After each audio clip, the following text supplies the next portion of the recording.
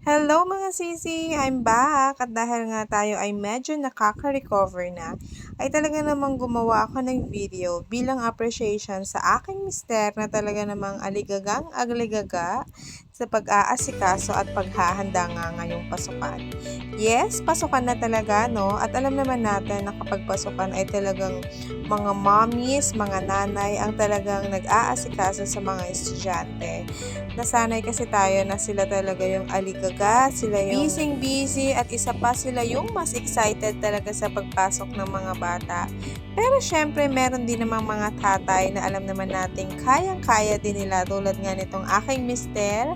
Feeling ko wala naman talaga siyang choice. At dahil nga tayo ay nagre-recover pa lang at dahil bawal nga daw kumilos-kilos at baka ako raw ay mabinat, o di ba?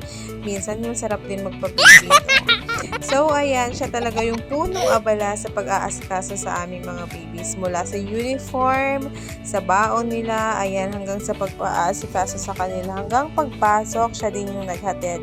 As in, siya talaga. Kaya naman, bilang pasasalamat ko, ay gusto kong ipakita sa lahat kung gaano kami ka-blessed na meron kaming papa na tulad niya. Kaya naman, mahal, maraming salamat sa effort mo. Kahit na medyo nahihirapan ka talaga sa pagpapalansya ng palda ng mga anak mo. Kaya maraming salamat. Kaya naman sa mga misis na may asawang katulad ng mister ko, ay nako, isa talaga tayo sa mga pinagpalang babae. Hindi lang tayo pinagpala, kundi blessed talaga tayo ni Lord, no? Feeling ko deserve talaga natin. Dahil sa panahon ngayon ay talagang mabibilang mo na lang din sa daliri mo yung mga malalaking katulad nila, no? Yung mga lalaking hindi lang sa pagpapalaki natin kasama, kundi katulong din natin sa pag-aalaga, sa pag-aasikaso, at higit sa lahat ay katulong din natin sa mga gawaing bahay. O aminin nyo mga misis ha, ito talaga yung pinakahinahanap natin sa mga lalaki.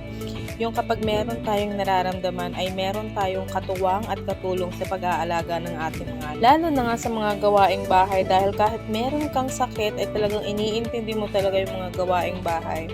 Kaya naman super blessed talaga natin kapag meron tayong asawang katulong natin sa lahat. Dagdag points na lang din talaga no kapag may itsura yung asawa mo. Kaya naman sa mga babaeng nanunood dyan, piliin mong mabuti yung makakasama mo sa buhay.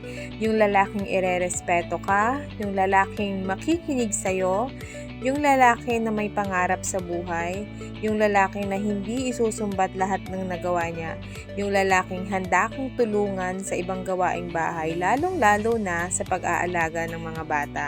Yung lalaking pipiliin makasama ang pamilya niya bago ang iba. At ang higit sa lahat, yung lalaking minamahal ka araw-araw. Yung tipong kung paano kanya minahal nung una, ay ganun pa rin araw-araw hanggang sa magtagal na kayo.